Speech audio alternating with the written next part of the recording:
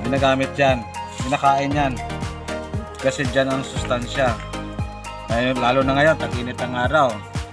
Nasa 46 degrees Celsius tayo ngayon. Ibig sabihin, panalo ang may gulay. Kulitis lang to. Tingnan mo yung katawan namin pag kumain ito. Yan, malunggay. Pampagana. Ano na yan? Dito namin niluluto. Ayan o. Yan yung lutuan na maganda. Ano pang probinsya? Pwerte ka init, di ba?